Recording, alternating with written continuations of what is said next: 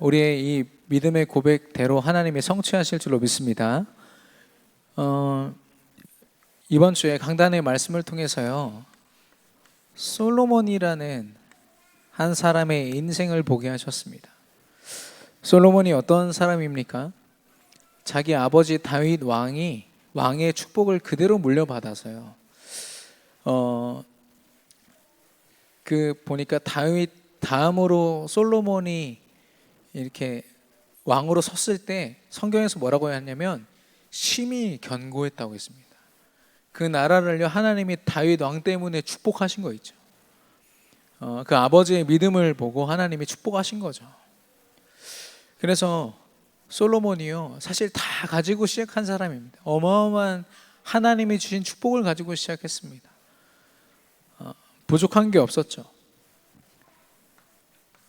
하나님이 주신 나의 것들이 너무나도 많은 상태였어요. 그런데요, 처음에는 하나님께 예배도 드리고 제사도 드리면서 의미 있는 삶으로, 헛되지 않은 삶으로 잘 인도받는 듯 했지만, 그리고 하나님의 일을 하기 위해서 지혜를 달라고 기도할 만큼 하나님 앞에 올바른 고백도 했던 사람이지만, 결과적으로는요, 자기가 가진 모든 것으로 이제 좀 내가 가진 것을 가지고 나의 유익을 좀 취해봐야겠다, 아마 이런 생각을 한 것 같습니다. 내 만족을 위해서 한번 머리 좀 써보자. 그래서 이 평화를 위한다는 명분으로 외국 나라와 이제 협정을 맺고 동맹을 맺죠. 그 방법이 그 나라의 공주들과 이제 결혼을 하는 것입니다. 그 과정 속에서요, 1000명이라는 그 이방인들이 이스라엘 나라에 들어오는데 사람만 온 것이 아니라 이방 신들을 다 가지고 들어오게 되는 거죠. 이스라엘 유일신 하나님을 믿는 그 나라가요, 완전히 더럽혀졌습니다.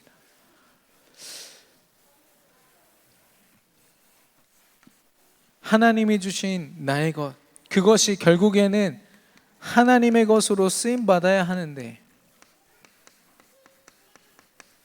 그렇지 않았던 것이죠. 나의 것, 하나님이 주신 나의 것이라면 하나님의 일을 위하여 다 드리고도 남아야 되는데 나를 위해서 쓴 겁니다. 나의 만족, 나의 기쁨을 위해서요. 결과적으로 솔로몬은 믿음을 가지고 자기 인생을 돌아보니까 헛된 것뿐이다 라고 했습니다. 해 아래에 있는 모든 수고하는 것들까지도 다 헛되다라고 얘기할 만큼요, 아무리 열심히 최선을 다해서 머리 쓰면서 자기 인생 경험 가지고 또 자기 계산을 가지고 살아온 모든 것들이 다 헛되다 이야기하고 있는 겁니다. 반면에 우리가 2주 전에 강단 말씀으로 함께 나눴던 다윗을 볼까요? 하나님 앞에 이 언약을 붙잡은 다윗은요, 목동이었지만 상관없었습니다. 언약 붙잡고 하나님 맡기신 일을요, 한쪽에는 믿음을 가지고 한쪽에는 이 손의 공교함, 전문성을 가지고요, 하나님 앞에 섰어요. 하나님 맡기신 일을 언약 붙잡고 최선을 다했을 때 하나님이 다윗에게 기름 부으시면서 네가 앞으로 장차 왕이 될 것이다, 언약을 붙잡았어요. 이 다윗이요, 하나님이 주신 그 전문성을 가지고 골리앗을 무너뜨립니다. 1대1로 싸워서 이겼다가 아니라 그 의미를 넘어서 그 당시에 대세가 되어 있고 초강대국이었던 블레셋이 무너지는 시간이요, 그 문화와 흐름이 무너지는 시간이고, 그때 블레셋이 가지고 있던 종교 다곤 신이 무너지는 시간이었습니다. 우상이 무너지는 시간이었어요. 그런 다윗에게요, 하나님이 왕권을 허락하시거든요. 물론 왕이 되기까지 참 우여곡절이 많았습니다. 그러면 이제 좀 평화를 되찾았을 때 다윗이 그런 고백할 수 있잖아요. 이제 좀 하나님 나를 위해서 좀 살고 싶습니다. 이제까지 언약 붙잡고 살아왔다면 좀 나도 좀 편하게 삽시다, 이렇게 사실 이렇게 고백할 수 있잖아요. 근데 그때 다윗의 눈에 들어온 것은 자신은 엄청난 궁전에 살고 있지만 저 바람을 맞고 있는 천막 속에 있는 언약궤였습니다.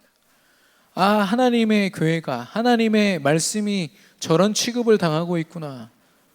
그게 다윗은요, 자기가 가진 모든 것을 가지고 올인할 만큼 그게 안타깝게 여겨졌어요. 다른 말로 하면 하나님이 주신 나의 모든 것들 가지고 하나님의 것을 위하여, 하나님의 뜻과 계획과 그 성취를 위하여 완전히 쏟아 부은 것입니다. 그래서요, 자기가 가진 경제력을 가지고 그 시대의 최고의 그 성전 건축을 위한 건축 재료들을 사기 시작했어요. 하나님이 허락하신 그 무역의 그 힘을 가지고요, 전 세계에서 가장 좋은 것으로 그 성전이 지어졌을 때 성전만 보고도 하나님이 인정되도록 그 작품을 만든 것입니다. 그런 다윗은요, 물론 다윗의 모든 삶의 순간이 하나님 앞에 인생의 작품으로 남았지만 더 중요한 건 다윗의 인생 자체가요, 작품이 됐어요. 작품 인생.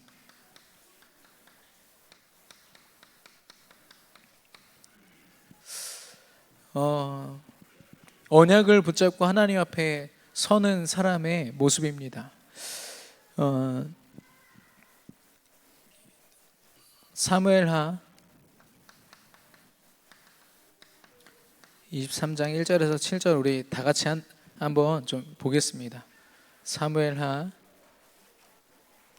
23장 1절에서 7절입니다.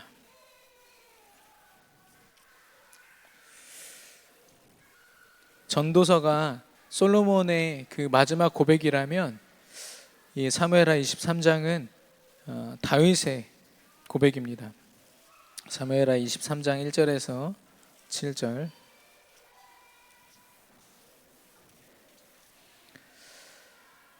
5절만 우리 같이 한 목소리로 읽겠습니다. 내 집이 하나님 앞에 이같이 아니하냐.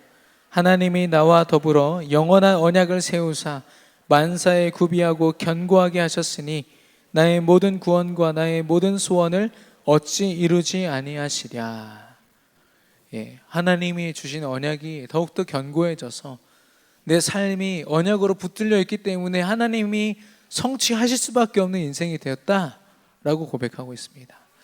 저와 여러분이 이런 믿음의 고백을 할 수 있는 작품 인생 되기를 축원합니다. 솔로몬과 같이 내가 헛되게 살았구나, 언약을 주셨는데 내가 하나님 앞에 쓰임받지 못했구나, 이런 후회보다는 하나님이 나를 지금도 사용하고 계시구나, 나를 통하여 우리 후대와 나의 현장을 축복하고 계시구나, 이 고백을 해야겠는데요. 그러면 올바른 신앙생활, 바로 쉽게 말해서 예수 그리스도로 말미암아. 제가 지난주까지 일본 현장을 가고 또 지금 우리 교회에 주어진 집중전도 신학원 시간표와 또 캠프와 여러 가지를 함께 고민하면서 계속 이 생각만 드는 겁니다. 예수 그리스도로 말미암지 않으면 안 되겠다. 모든 시작과 끝이 그리스도가 아니면 헛될 수밖에 없구나. 끊임없이 하나님이 깨닫게 하십니다. 예수 그리스도를 믿고 하나님 자녀 되는 것도 아무나 하는 게 아니더라고요. 아무에게나 대충 주어지는 축복이 아닙니다. 하나님이 예정하셔서 부르시고 믿게 하셔야만, 믿음을 주셔야만 가능한 일이더라고요. 우리는 그런 의미에서 최고로 축복된 하나님 자녀인 줄로 믿습니다. 오늘 제목은요,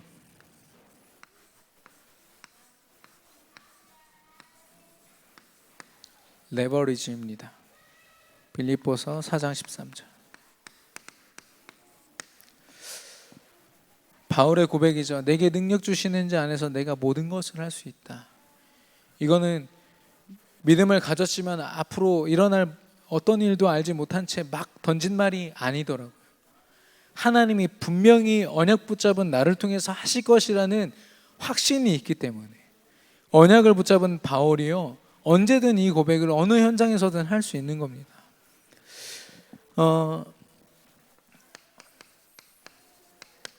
바울과 저와 여러분이 다를 게 뭐가 있습니까? 하나님 앞에 자녀로 섰고 하나님의 저와 여러분을 전도 선교를 위한 택한 그릇으로 부르신 줄로 믿습니다.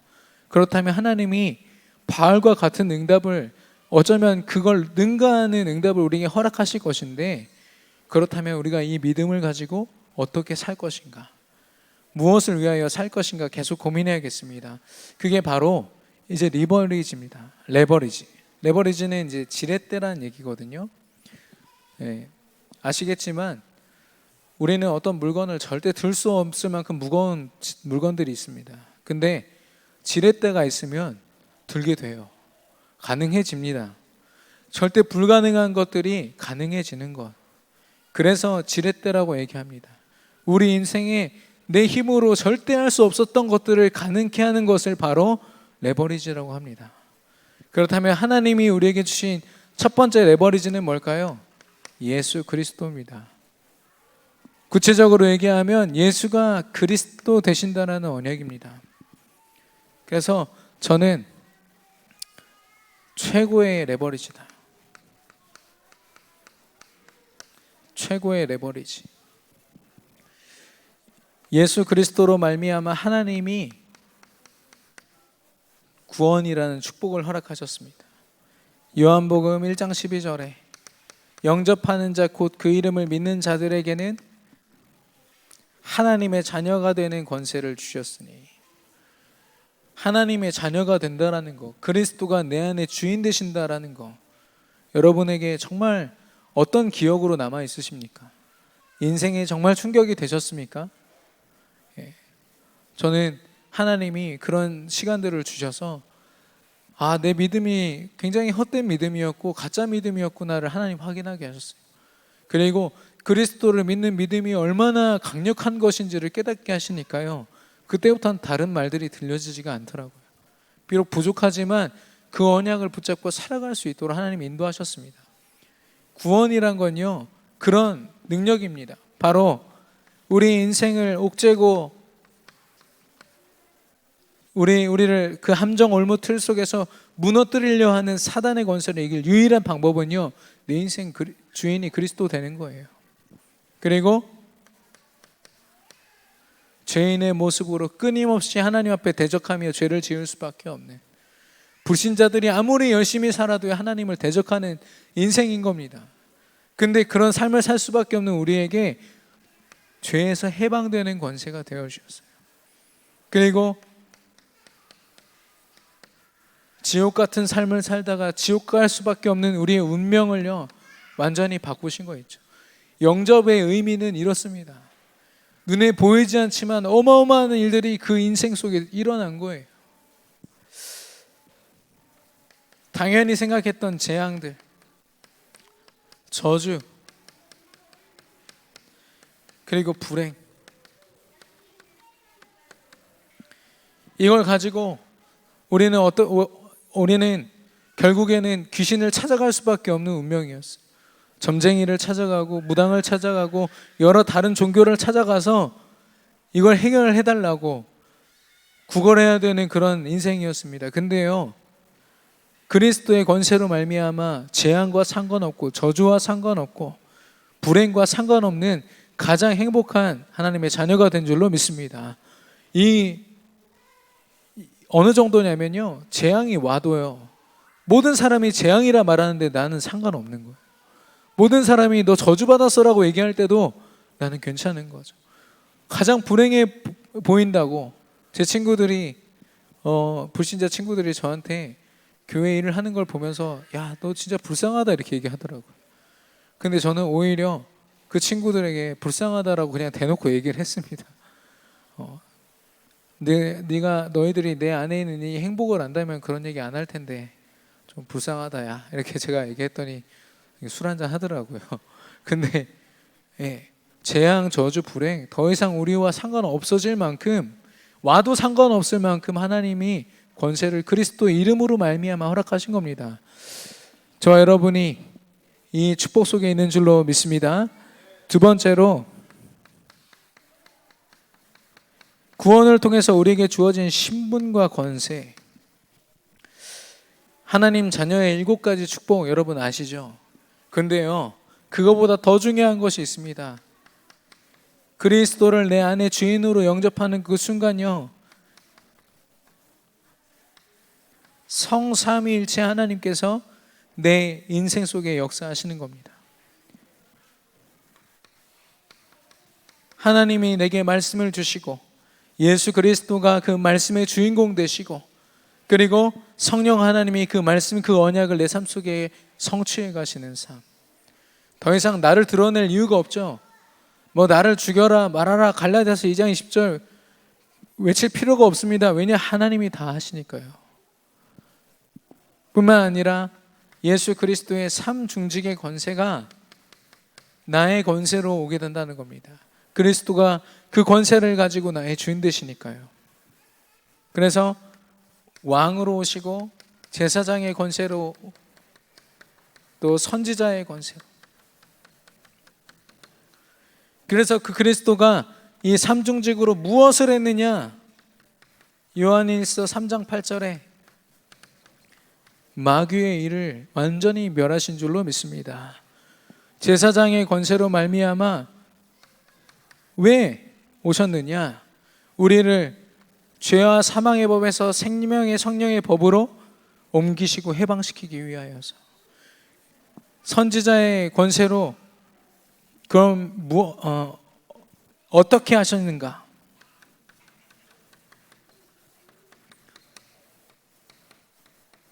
유일한 길과 진리요 생명이 되셔서 하나님을 만나게 하셨다라는 것.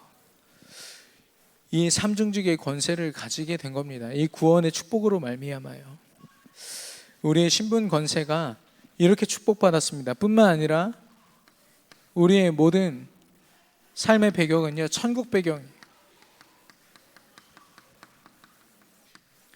빌립보서 3장 20절. 우리의 이름이 하늘나라 생명책에 기록됐다고 했습니다. 모든 사람들이 죽음을 두려워하고 미래를 두려워하는데요, 우리의 모든 삶은요, 하나님께서 보장하시고 우리의 죽음 이후의 내세까지도 하나님이 최고의 축복으로 이미 다 준비해 두셨어요. 두려울 게 없죠. 그래서 이 하나님이 주신 그리스도 언약, 예수 그리스도 언약, 이 레버리지를요, 우리는 모든 문제 해결이라고 얘기합니다.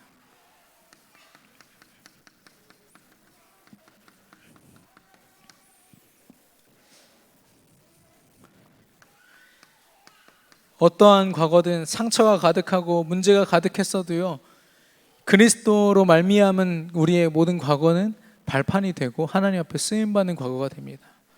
또 우리의 미래는 말씀드린 것처럼 누군가가 불안해하고 두려워하는 알 수 없는 어떤 미래, 그런 것이 아니라 하나님의 말씀이 성취되어지고 하나님의 뜻과 계획이 성취되어지는 보장된 미래, 죽음 이후까지도 천국으로 말미암아 보장된 미래. 그렇다면 그 속에 있는 우리의 현재는요, 오직 그리스도 은혜 안에서 하나님이 원하시는 것을 마음껏 할 수 있는 그런 현재가 됩니다. 과거에 매여서 미래를 불안해하면서 산 오늘이 아니라 언약만 붙잡고 언약 성취를 바라보는, 누구도 따라할 수 없는 힘 있는 삶을 살 수 있는 겁니다.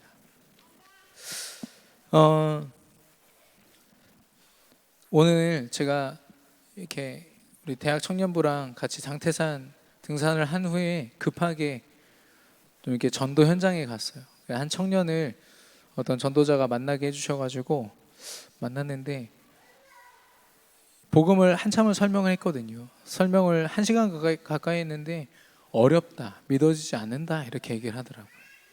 굉장히 성경을 궁금해하고 성경을 알고 싶어하는 것은 사실이었습니다. 근데 이 언약 예수 그리스도를 정확하게 선포했음에도 불구하고요, 그냥 안 믿어진다는 거예요. 모르겠다는 겁니다. 근데 불과 며칠 전에 제가 초등학생한테 복음 전했거든요. 전혀 이 성경적인 지식이 없는 초등학생들이요, 믿고 하나님 영접하는 거 있죠. 그걸 볼 때, 사람이 지식이 있고 똑똑해서 그런 것이 아니라 하나님이 구원하셔야만 구원할 수 있구나, 하나님이 믿음을 주셔야만 그 사람이 그리스도를 믿을 수 있구나, 이거를 현장에서 여실히 확인하는 시간이었습니다. 그래서 그 청년한테 얘기했어요. 사도행전 13장 48절에 작정된 자들은 다 믿는다고 했다. 내가 볼 때 형제는 하나님이 믿음을 주셔야 된다. 그래서 여기저기 성경을 알고 싶다고 들쑤시고 다니지 말고 내가 어떻게 하면 이 예수님을 알고 믿을 수 있을지를 조용히 고민해 봐라. 당신의 삶 속에서. 믿어지지 않는다는데 어떻게 하겠습니까? 그래서 혹시나 이렇게 신천지나 다른 곳에 가서 이상한 믿음을 갖게 될까봐 제가 질문 있으면 언제든 연락하고, 그리고 진짜 이 그리스도를 믿고 싶다 할 때 또 그때 나를 불러달라 연락처를 주고 왔습니다마는, 우리에게 주신 이 그리스도 언약 아무나 갖지 못하는 줄로 믿습니다. 하나님이 저와 여러분에게요 정말 소중하게 주신 그런 선물이자 이 어마어마한 권세입니다. 그래서요 이 그리스도를 만난 모든 인생은요 완전히 바뀐다라는 거. 그래서 하나님이 주신 최고의 레버리지는 예수 그리스도 언약이다. 이 언약 붙잡고 승리하는 저와 여러분 되기를 축원합니다. 두 번째는요, 나 자신이에요. 바로 하나님의 자녀된 나.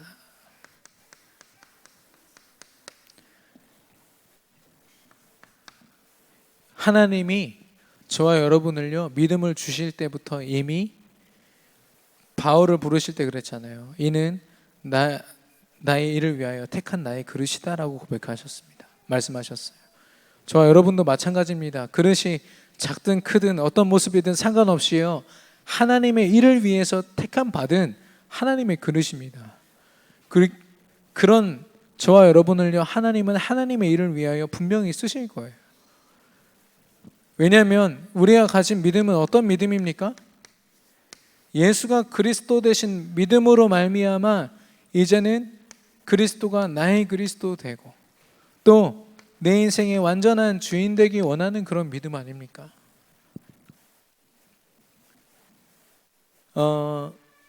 하나님은요 우리의 어떤 실력을 보시기 이전에 믿음을 보신다는 거예요. 사무엘상 16장 7절. 하나님은 외모나 키를 보지 않는다고 하셨습니다. 다행이죠. 키를 보셨으면 구원받을 수 있었을까. 근데 하나님은 외모를 보지 아니하시고 중심을 보신다고 했거든요. 그 중심 가운데 예수가 정말 주인 되어 있는가, 하나님은 이거 하나만 보십니다. 우리가 실력을 갖기 이전에 이 믿음을 가질 때 하나님이 저와 여러분을 사용하실 줄로 믿습니다. 제대로 점검되어야 됩니다. 우리 자신이요. 그리고 그런 믿음을 가진 우리의 삶은 어떨까요? 삶이란 것은 사실 우리의 생각과 마음과 영혼에 각인된 것으로 말미암은 것입니다. 다른 것이 드러나는 것이 아니라 우리 안에 깊이 각인된 것들이 드러나거든요. 근데 하나님 자녀된 우리의 삶은 어떻습니까? 예수 그리스도로 각인된 삶. 그래서 마태복음 22장 37절. 내 마음을 다하고 목숨을 다하여 뜻을 다하여 주 너의 하나님을 사랑하라. 하나님 사랑합니다 백날 외쳐도요 그리스도 의미를 모르며 하나님을 사랑할 수 없는 사람입니다. 근데 우리는요 그리스도를 나의 주인으로 고백함으로 올바른 믿음을 가지고 진짜 하나님을 사랑하고 하나님 앞에 쓰임받을 수 있는 삶이 이미 허락된 거죠.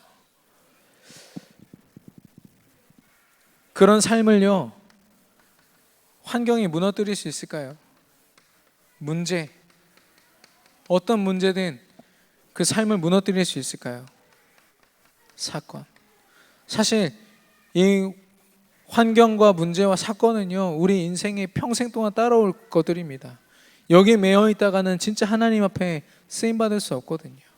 근데요 우리는 삶 자체가 오직 그리스도로 각인되어 있기 때문에 이 모든 것이 문제되지 않을 만큼 우리의 삶은 모든 한계를 초월한 하나님과 함께하는 축복된 삶인 줄로 믿습니다. 그리고 그런 삶을 살기 원하는 우리의 일. 우리 랩런트들 이제 곧 시험 기간인데 어쩔 수 없는 것 같습니다. 아직까지는 시험 기간이 되면은 영적인 시스템들이 많이 이렇게 흔들려요. 아무래도 불안하고 그런 마음들이 있어서겠죠. 결국엔 우리 렘넌트들이 다 넘어서리라 분명히 확신하지만 우리에게 주신 업과 일이요, 하나님이 원하시는 일이 되어야 됩니다.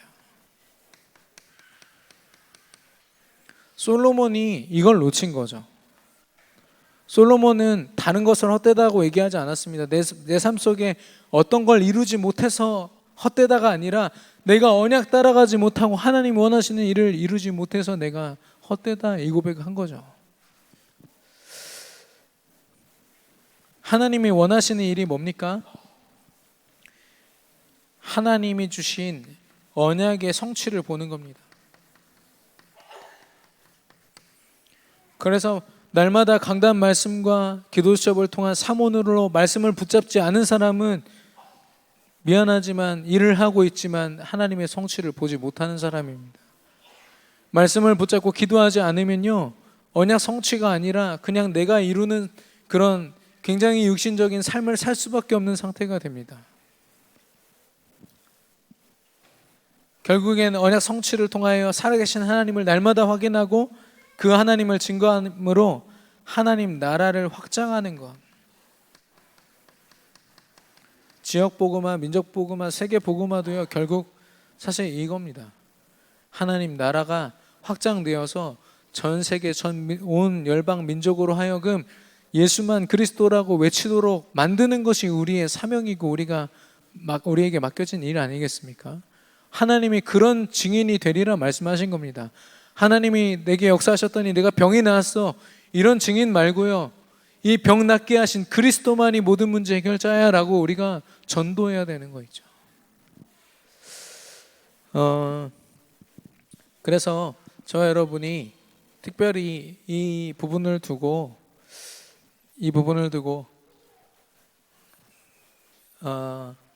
하나님의 필요를 먼저 우리가 좀 깊이 고민해 봐야겠습니다. 언약 속에서요. 이번 주에 특별히 강단 말씀을 통해서 내가 놓치고 있는 내 삶의 그 부분이 무엇일까? 혹시나 내 삶이 지금 고백을 한다면 솔로몬과 같이 헛되고 헛된 삶을 살고 있지 않은가? 분명히 말씀에 비추어서 확인하셔야 됩니다. 그래서 하나님이 내게 원하시는 삶이 무엇이지? 고민하고요. 그리고 그 말씀을 가지고 현장을 보면 하나님이 그 현장이 필요로 하는 것들을 지혜로 보게 하십니다. 제가 일본에서 이제 미자리 그 교회를 이렇게 같이 사역을 하는 일을 했어요. 근데 그 여자 목사님이시거든요. 그 여자 목사님이 통역도 되게 잘하시고요. 그 좀 아줌마십니다. 그러다 보니까 그 현장에 필요로 하는 게 무엇일까 계속 고민하는 중에 어떤 결론을 내렸냐면 첫 번째는요, 그 지역에 그 혼자 사시는 분들이 많아요. 특별히 여자분들이 많습니다. 근데 목사님이 그런 상황이시거든요. 그러면 목사님은 이 레버리지를 가지고 그 문제를 해결받았기 때문에 답을 갖지 않았습니까? 그럼 그런 사람들을 모으는 시스템이 필요한 거죠. 그런 사람들을 실제적으로 돕고 그 사람들을 모아서 답을 줄 수 있는 그런 시스템이 필요하다 하나님이 점검하게 하셨고요. 두 번째는 이분이 통역이 가능하다 보니까 한글 교실을 열자. 각 대학마다 그 한류 열풍 동아리가 있습니다. 일본에 그런 동아리가 있어요. 그래서 거기는 다락방이고 이단이고 이런 거 필요 없어요. 그냥 한국 사람이면 다 좋아해요. 그 정도로 이 한국인이 영향력이 있는 곳입니다. 그러다 보니까요, 한국어 가르쳐준다 하면은 좋아하는 그런 흐름이 있습니다. 그래서 그 두 가지를 가지고 이 목사님과 함께 나눴거든요. 앞으로 이 사역을 이 부분으로 같이 집중해 보시면 좋겠습니다. 같이 기도로 돕겠습니다. 이렇게 말씀을 드렸거든요. 마침 한국어 가르칠 수 있는 자격증도 또 가지고 계셨어요. 그래서 하나님이 다 준비하셨구나, 이걸 보는 시간이었습니다. 마찬가지로요, 하나님이 저와 여러분에게 주신 업과 일은요, 그냥 주신 게 아닙니다. 직장 상사한테 힘들게 또 그 업무에 시달리면서 그냥 힘들게만 하라고 주신 것이 아니라 그 속에서 하나님이 원하시는 전도와 그 계획과 뜻을 발견하라고 주신 것입니다. 저와 여러분, 나 자신이 진짜 하나님의 일을 위하여 쓰임받는 참된 레버리지로 쓰임받게 되기를 축원합니다. 세 번째입니다. 세 번째는 교회입니다. 지난주에 우리 그 금요기도회 때 제가 이렇게 기도 제목으로 나눠드렸던 종이 보셨는지 모르겠어요. 용문동을 이렇게 지도해서 우리 교회를 보니까요, 우리 교회 그 오른쪽에 예수재림교회 제7일 안식일교회랑 그리고 신천지가 있고요, 왼쪽에 통일교랑 그 남묘호랭개교 SGI가 있고요, 우리 교회 그 위쪽 북쪽에는 그 여호와 증인 왕국이랑 또 성당이 있습니다. 용문동 성당이 있거든요. 그걸 보면서 하나님이 이 이단과 사입이 이 사단의 권자 한가운데 우리 교회를 두셨다라는 걸요, 한 번에 보게 되더라고요. 우리 교회가 이 자리에 그냥 세워진 게 아니구나. 얼마나 기도로 담겨지든지요. 제대로 언약 붙잡은 교회가 서는 동시에 영적으로는 흑암이 완전히 결박되어집니다. 그 지역을 사로잡고 있고 그 지역에 역사하고 있는 흑암 세력과 그 시스템이 완전히 무너지는 시간이죠. 그 교회를 통해서요, 하나님은요, 치유 운동을 시작하십니다. 오직 복음으로만 치유할 수 있거든요. 모든 무너지고 고장난 것들을 회복시키시고 고치시는 회복을 우리에게 명하셨고요. 그리고 참된 부흥이 무엇인지를 하나님이 우리 교회를 통해서 이루실 것입니다.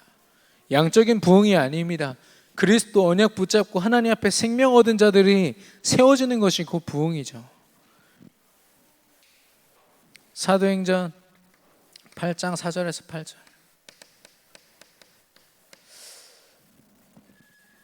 그리스도가 한 마을에 선포되어지니까 병든 자들이 낫고 귀신이 쫓겨났다고 했습니다. 그래서 그 마을에 기쁨이 임했다고.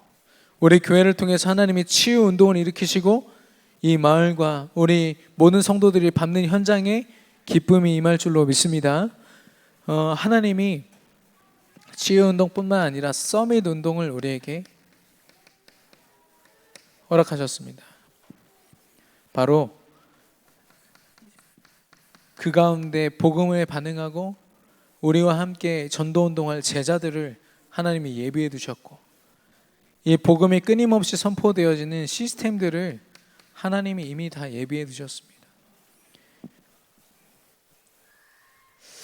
그래서 제가 이제 세종 캠프를 두고 계속해서 이제 기도하는 중에 보니까 굉장히 견고하게 이 종교 부지를 따로 두고요, 곳곳에 아파트들이 다 있어서 이 노방전 전도하기도 이제는 진짜 불가능할 만큼 굉장히 잘 짜여져 있지만 하나님이 원하시는 모습은 절대 아니라는 거.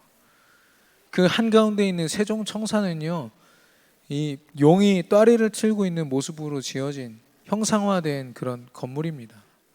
그러니까 그 도시 자체가요, 우상으로 가득한 곳이에요. 거기를 제대로 우리가 분석해야겠다.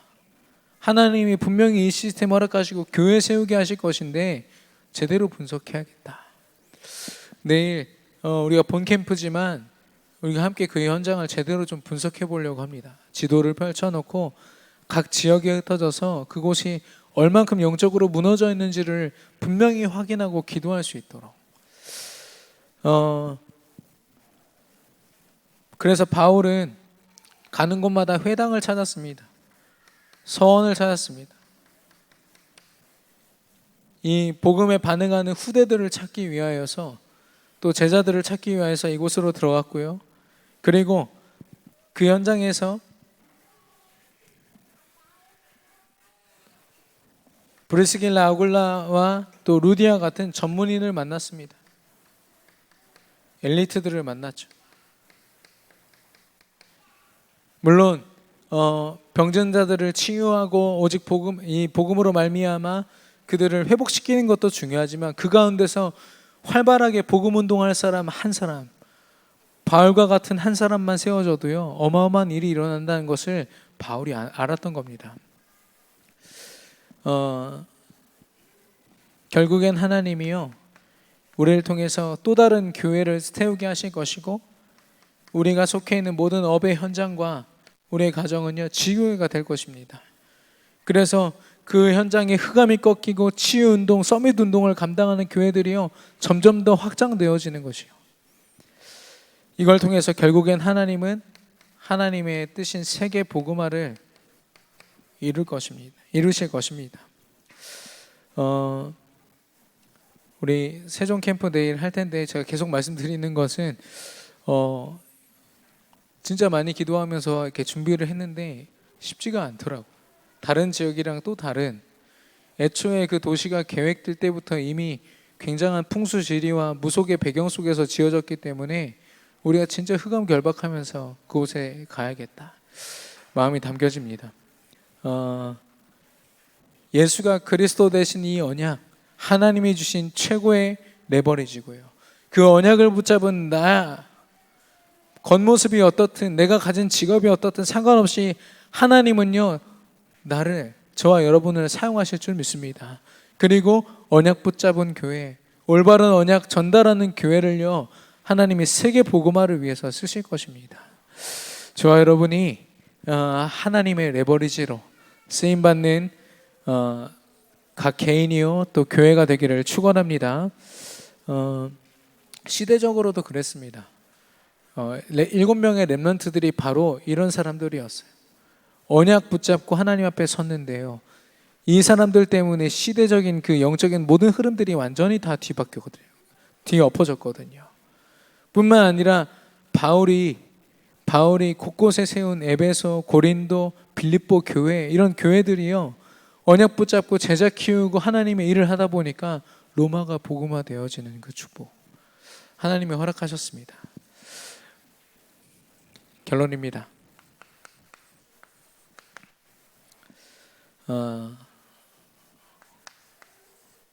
저와 여러분의 믿음은요 예수가 그리스도라는 믿음입니다. 이 그리스도가 내 안에 주인 되시고 지금도 살아서 성령으로 역사하시죠. 그렇다면 이제 우리가 진짜 도전할 것은 뭐냐, 우리의 삶 속에 이 언약이 성취되어지도록 하나님 앞에 서는 것입니다. 성취된다란 말은 사모를 열심히 해가지고 빈칸 다 없이 빽빽하게 채운다, 물론 그것도 중요합니다. 그 아무나 채우는 게 아니더라고요. 제가 해보니까 아무나 하는 게 아닙니다. 근데 더 중요한 거는 하나님이 나를 쓰임받는 인생,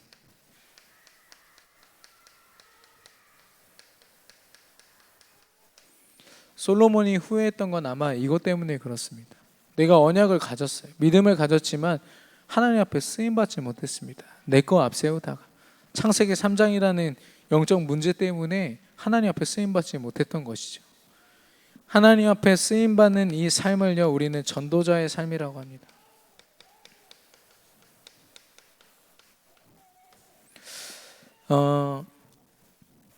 이번에 우리 금요일부터 집중 전도 신학원이 시작이 됩니다. 여러 가지 우리가 다 함께 갈 수 있는 미션들이 있겠지만 제일 중요한 것은 뭐냐면요, 나만의 전도를 찾는 것입니다. 다른 사람들과 상의하지 않아도 돼요. 참고는 하되 진짜 중요한 건 하나님이 내가 가진 기능과 업과 내 상황을 통해서 하나님이 하실 그 전도가 무엇인지를 발견하는 것입니다. 그래서요 우리가 깊이 고민해 봐야겠습니다. 하나님이 내게 어떤 전도를 맡기실 것인지. 그리고 지난 집중 전도 신학원 때 나왔던 단어죠. 연구하는 거. 우리 집중 훈련 때요 올해 초에 나왔던 단어죠. 전도를 연구하는 거. 다른 고민은 많지만 우리가 어떻게 전도하고 어떻게 하면 이 현장을 살릴 것인가에 대한 그런 고민들이 좀 부족하지 않나. 솔로몬이 아마 그런 고민을 가지고 더 살아왔다면 아마 후회 없는 인생, 하나님 앞에 마음껏 쓰임받는 인생 되었을 텐데, 어떻게 하면 내게 유익이 될까? 어떻게 하면 내가 다른 사람보다 더 떵떵거리면서 살 수 있을까를 잘못 고민하다가 이런 고백을 하게 되지 않았습니까? 저와 여러분이 이 언약을 가지고 하나님의 레버리지로 쓰임받게 되기를 축원합니다. 우리 교회가 쓰임받게 될 줄로 믿습니다. 시간 주신 말씀 붙잡고 합심으로 기도하겠습니다.